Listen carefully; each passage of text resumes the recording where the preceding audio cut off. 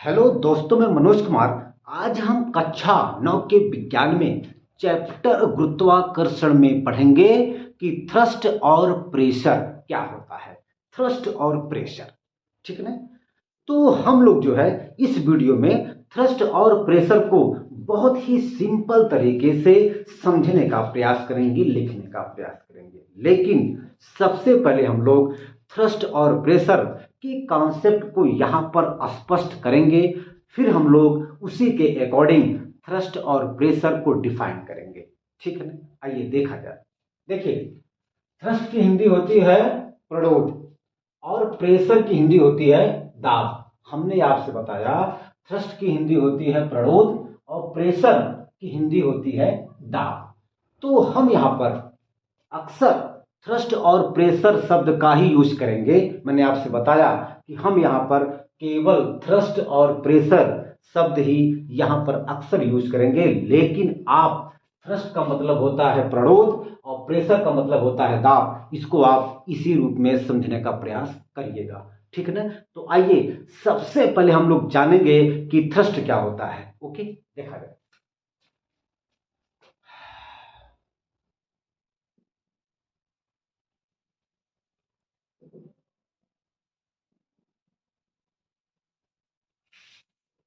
Thrust, THRUST, ठीक है ना। देखिए, हमने आपसे बताया कि हम लोग सबसे पहले प्रणोद के बारे में पढ़ेंगे कि प्रणोद होता क्या है, थ्रस्ट होता क्या है। आइए हम लोग इसके लिए एक कॉन्सेप्ट क्लियर करेंगे, स्पष्ट करेंगे, तब जाके हम लोग थ्रस्ट को डिफाइन करेंगे। आइए देखा जाए। मान लीजिए कि मेरे पास कोई एक वस्तु है। ओके, ये मेरे पास कोई एक वस्तु है। अच्छा, इस वस्तु पर तमाम प्रकार के, कई प्रकार के बल आरोपित हैं। जैसे मान लीजिए एक बल ऐसे लगा है, एक बल ऐसे आरोपित है, और एक बल ऐसे आरोपित है, एक बल ऐसे आरोपित है, एक बल ऐसे आरोपित है, एक बल ऐसे आरोपित है, और एक बल ऐसे आरोपित है, एक बल ऐसे आरोपित है, ठीक है ना। ये इस वस्तु की सतह पर देखिए, ये ये ये ये देखिए, ये वस्तु की सतह है। क्या है? सरफेस है। वस्तु का सरफेस है, सतह है, ठीक। और इस वस्तु की सतह पर तमाम प्रकार के बल आरोपित किए गए हैं, ठीक। यह भी आपका बल है, ये आपका बल है, ये आपका बल है, ये आपका बल है। देखिए, यह भी आपका बल है, लेकिन यह बल इस वस्तु की सतह पर अभिलंबवत आरोपित है। अर्थात इस बल और वस्तु के सतह के बीच 90 अंश का कोण बना है। अब हम कह सकते हैं कि यह बल जो है इस वस्तु की सतह पर अभिलंबवत आरोपित हुआ है, लगा है। तो हम इसे कहेंगे अभिलंबवत बल। अभिलंबवत बल, ठीक। और इस बल और इस वस्तु के सतह के बीच भी 90 अंश का कोण बन रहा है। तो हम कह सकते हैं कि यह जो बल इस पर आरोपित है, यह भी अभिलंबवत बल है, ठीक। तो इसे हम लोग भी कहेंगे अभिलंबवत बल। अभिलंबवत बल, अभिलंबवत बल, ठीक है। और यह भी आपका देखें अगर, तो यह भी आपका 90 अंश है। मतलब इस बल और इस वस्तु के सतह के बीच जो कोण है वह 90 अंश का कोण बन रहा है। तो इसको भी हम लोग कहेंगे अभिलंबवत बल। अभिलंबवत बल, और इसको भी हम लोग कहेंगे अभिलंबवत बल। अभिलंबवत बल क्यों? क्योंकि इस बल और इस वस्तु के सतह के बीच 90 अंश का कोण बन रहा है। तो देखिए, जो बल इस वस्तु की सतह पर अभिलंबवत आरोपित हुए हैं उसी बल को हम लोग कहते हैं प्रणोद। जो बल इस वस्तु की सतह पर अभिलंबवत आरोपित हुए हैं उसी बल को हम लोग कहेंगे प्रणोद। ठीक है ना। तो यही आपका हो गया प्रणोद, इसी को हम लोग कहेंगे थ्रस्ट। ठीक है ना। ठीक, यह भी आपका है थ्रस्ट बल। ठीक, ये लिखा गया। ठीक है। ठीक, मैंने आपसे कहा कि किसी वस्तु की सतह पर जो अभिलंबवत बल आरोपित होता है उसी बल को कहते हैं प्रणोद। यह भी आपका, यह भी आपका, यह भी आपका, यह भी आपका क्या है, यह आपका प्रणोद है, थ्रस्ट फोर्स है। ठीक ना।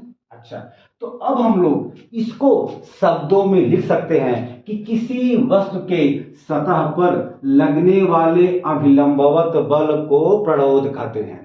किसी वस्तु के सतह पर लगने वाले अभिलंबवत बल को थ्रस्ट कहते हैं। ओके, लिखा गया। किसी वस्तु के सतह पर लगने वाले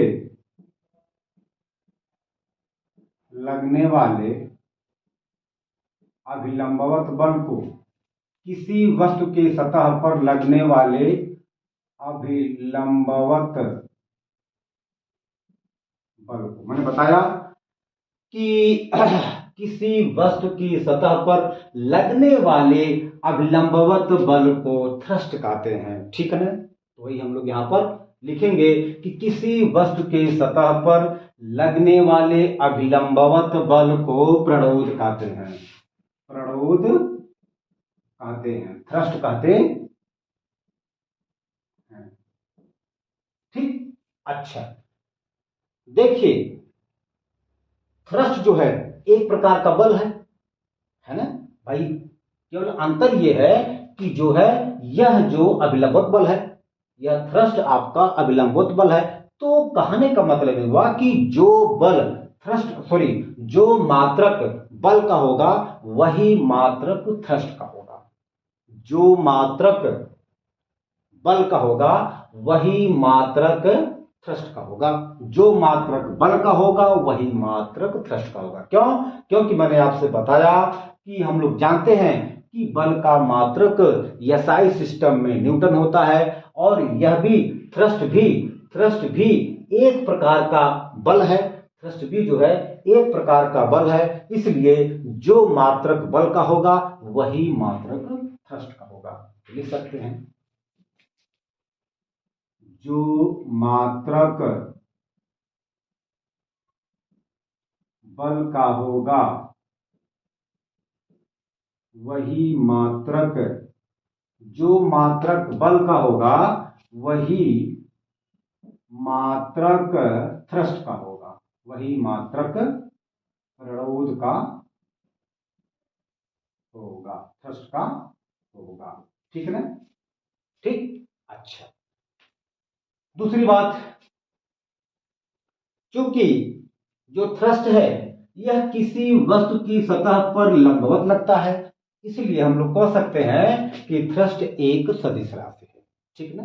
थ्रस्ट एक सदिश राशि है। क्यों? क्योंकि जो थ्रस्ट है वह किसी वस्तु की सतह पर हमेशा लंबवत कार्य करता है। तो हम लोग कह सकते हैं कि थ्रस्ट एक प्रकार की सदिश राशि है।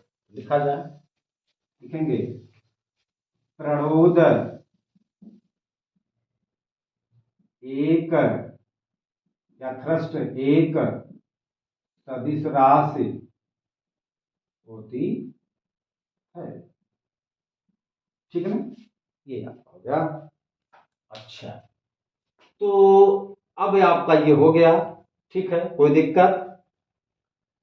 तो आप इसको बढ़िया से नोट करिए, फिर हम जो है इसके बाद चलेंगे दाब। देखिए, अगर यही थ्रस्ट किसी वस्तु के एकांक क्षेत्रफल पर आरोपित हो, ठीक है ना, अगर यही थ्रस्ट किसी वस्तु के एकांक सतह पर, एकांक क्षेत्रफल पर यदि आरोपित होता है तो इसी थ्रस्ट को हम लोग कहेंगे दाब। देखिए, दाब और थ्रस्ट मतलब प्रेशर और थ्रस्ट में यही अंतर है।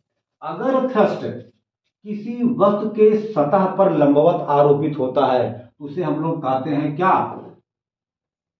देखिए, अगर कोई बल किसी वस्तु के सतह पर लंबवत आरोपित होता है उसे हम लोग कहेंगे थ्रस्ट।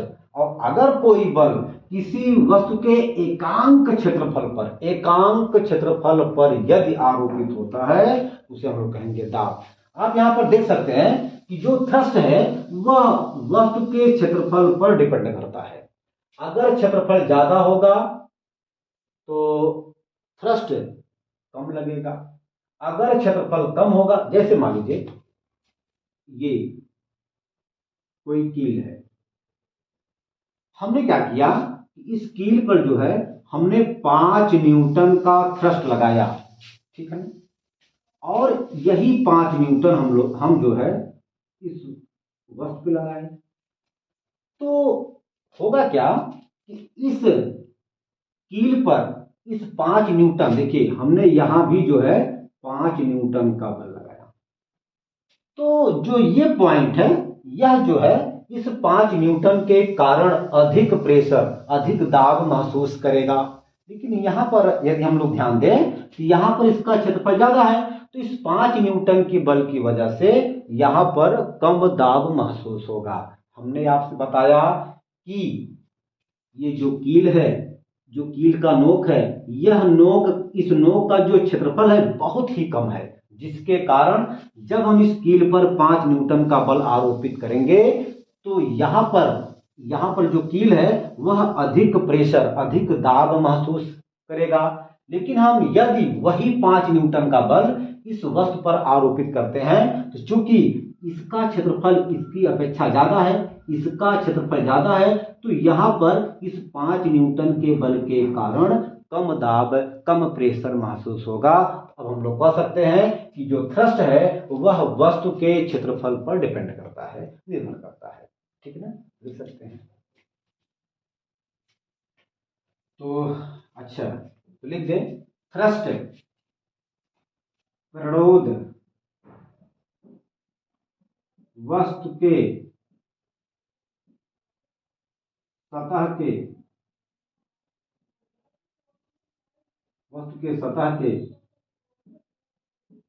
क्षेत्रफल पर निर्भर करता है।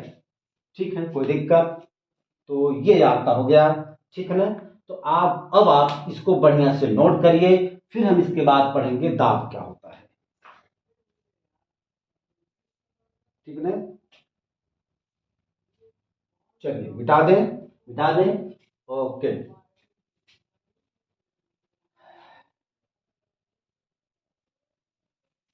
अब हम लोग पढ़ेंगे प्रेशर। प्रेशर क्या होता है, दाब क्या होता है, प्रेशर, PRESSURE। देखिए, हमने आपसे बताया कि अगर किसी वस्तु की सतह पर कोई अभिलंबवत बल आरोपित होता है तो उसे हम लोग कहते हैं थ्रस्ट।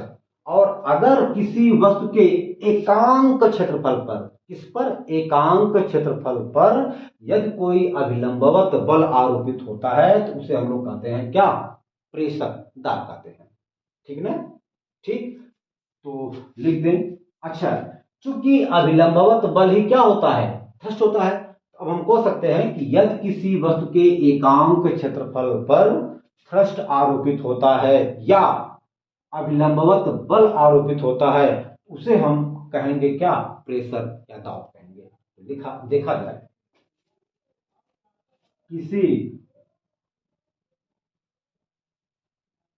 वस्तु के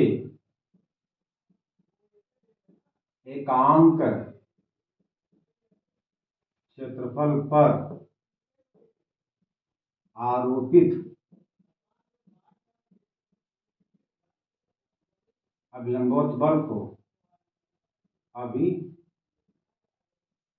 अभिलंबवत बल को, तो आइए देखा जाए। हमने आपसे बताया कि यदि किसी वस्तु की सतह पर कोई अभिलंबवत बल आरोपित होता है तो उसी अभिलंबवत बल को कहते हैं थ्रस्ट।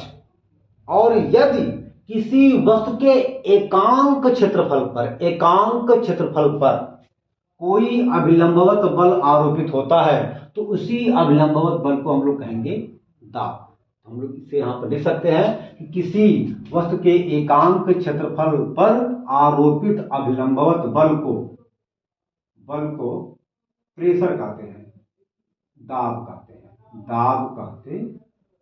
ओके बेटा। अच्छा, हम लोग जो है दाब को लिखते हैं कैपिटल पी से। हम लोग क्योंकि यहां पर प्रेशर का पहला अक्षर पी है, तो अब हम लोग जो है ना कह सकते हैं कि प्रेशर को, दाब को हम लोग कैपिटल पी से प्रदर्शित करते हैं। लिख दिया जाए, दाब को कैपिटल पी से प्रदर्शित करते हैं।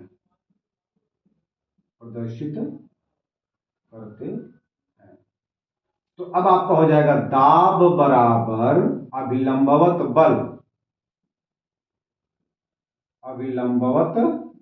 बल बटे क्षेत्रफल।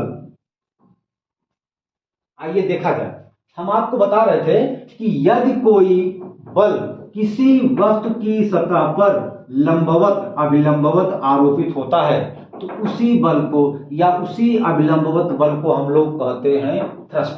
और यदि वही अभिलंबवत बल किसी वस्तु के एकांक क्षेत्रफल पर यदि आरोपित होता है तो उसी अभिलंबवत बल को दाब कहते हैं। देखिए, दोनों में अंतर है, थ्रस्ट और प्रेशर में अंतर है। क्या अंतर है? मैंने आपसे बताया कि यदि कोई अभिलंबवत बल किसी वस्तु की सतह पर आरोपित होता है या यदि कोई बल किसी वस्तु की सतह पर अभिलंबवत आरोपित होता है तो उसी अभिलंबवत बल को या उसी बल को हम लोग कहते हैं थ्रस्ट। अच्छा, और यदि वही अभिलंबवत बल किसी वस्तु के एकांक ध्यान देंगे, एकांक क्षेत्रफल पर यदि आरोपित होता है तो उसी अभिलंबवत बल को दाब कहते हैं। यही प्रेशर मतलब दाब, यही प्रेशर और थ्रस्ट में अंतर होता है, डिफरेंस होता है। ओके, अब हम लोग यहाँ पर लिख सकते हैं दाब बराबर होता है, देखिए हमने यहाँ पर लिखा है कि किसी वस्तु के एकांक क्षेत्रफल पर आरोपित अभिलंबवत बल को दाब कहते हैं। दाब को कैपिटल पी से प्रदर्शित करते हैं। क्यों? क्योंकि दाब का इंग्लिश होता है प्रेशर, और प्रेशर जो है, प्रेशर का पहला अक्षर पी से शुरू होता है, तो अब हम लोग दाब को पी से शो करते हैं। तो दाब बराबर हो जाएगा अभिलंबवत बल बटे क्षेत्रफल। ओके, अच्छा, हमने आपसे बताया कि दाब को पी से लिखते हैं और अभिलंबवत बल अर्थात बल को हम लोग कैपिटल एफ से लिखते हैं और क्षेत्रफल को कैपिटल ए से लिखेंगे, अर्थात P बराबर आपका हो गया एफ बटा ए। देखिए, जबकि हमने आपसे बताया कि यहां पर किसी वस्तु के एकांक क्षेत्रफल पर अभिलंबवत बल आरोपित हो रहा है, क्योंकि अभिलंबवत बल मतलब बल जो है वह लंबवत आरोपित हो रहा है, तो इस दाब को सदिश होना चाहिए, लेकिन दुर्भाग्यवश यह दाब अदिश राशि होता है। तो हम लोग यहाँ पर लिख सकते हैं कि दाब एक अदिश राशि होता है। दाब एक अदिश राशि होता है। पहले आप इसको बढ़िया से नोट करिए, फिर हम आगे चलते हैं।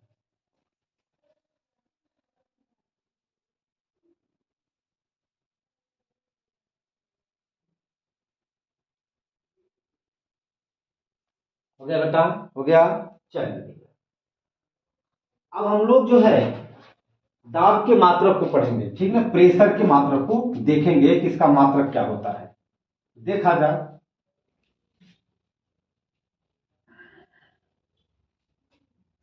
दाब का मात्रक, प्रेशर का मात्रक, दाब का मात्रक। हमने आपसे बताया कि किसी भी भौतिक राशि के मात्रक को लिखने के लिए, बताने के लिए मुख्य रूप से दो सिस्टम का प्रयोग किया जाता है। पहला होता है यम डॉट के डॉट यस पद्धति, इसी को हम लोग यसाई पद्धति भी कहते हैं बेटा। ओके, चलिए। और दूसरा होता है C dot G dot S पद्धति। ओके, चलिए। हम लोग जानते हैं कि P बराबर होता है F बटा A, ठीक। तो P का मात्रक बराबर हो जाएगा F का मात्रक, ठीक, बटे A का मात्रक। अच्छा, देखिए, यसाई सिस्टम में, यसाई पद्धति में बल का मात्रक होता है न्यूटन, बल का मात्रक न्यूटन होता है, और क्षेत्रफल का मात्रक होता है मीटर स्क्वायर, मीटर स्क्वायर, ठीक है। और हम लोग इसको लिख सकते हैं न्यूटन प्रति मीटर स्क्वायर, और इसी को कहा जाता है पास्कल, ठीक है ना। वास्तव में एक वैज्ञानिक थे ब्लैस पास्कल, तो ठीक है ना, यसाई सिस्टम में, यसाई पद्धति में, ठीक है ना, बल के मात्रक को हम लोग पास्कल से लिखते हैं, अर्थात न्यूटन प्रति मीटर स्क्वायर को पास्कल कहा जाता है। और यह मात्रक वैज्ञानिक ब्लैस पास्कल के सम्मान में इस दाब का मात्रक पास्कल यहां पर लिखा गया, ठीक है ना। तो कहने का मतलब हुआ कि न्यूटन प्रति मीटर स्क्वायर को पास्कल भी कहा जाता है। तब हम कह सकते हैं कि यसाई पद्धति में दाब का मात्रक जो है वो क्या होता है, पास्कल होता है। यसाई पद्धति में दाब का मात्रक पास्कल होता है, ठीक है ना, कोई दिक्कत। चलिए, अब हम जो है सीजीएस पद्धति में दाब के मात्रक को लिखने का प्रयास करते हैं। हम लोग जानते हैं कि P बराबर होता है F अपान A। ओके, अच्छा, तो P का मात्रक बराबर हो जाएगा F का मात्रक बटे A का मात्रक। ओके, अच्छा, सीजीएस सिस्टम में जो है बल का मात्रक डाइन होता है, और क्षेत्रफल का मात्रक होता है सेंटीमीटर स्क्वायर। क्यों बेटा? क्योंकि C फॉर सेंटीमीटर, ठीक है ना। और हम लोग इसको लिख सकते हैं डाइन प्रति सेंटीमीटर स्क्वायर। ये आपका P का मात्रक है, P का मात्रक है सीजीएस सिस्टम में, ठीक है ना। तो आज जो है हम अपने वीडियो को यहीं पर अंत करते हैं, ठीक है ना। और अगले वीडियो में जो भी टॉपिक होगा उसको हम देखने का प्रयास करेंगे, पढ़ने का प्रयास करेंगे। धन्यवाद।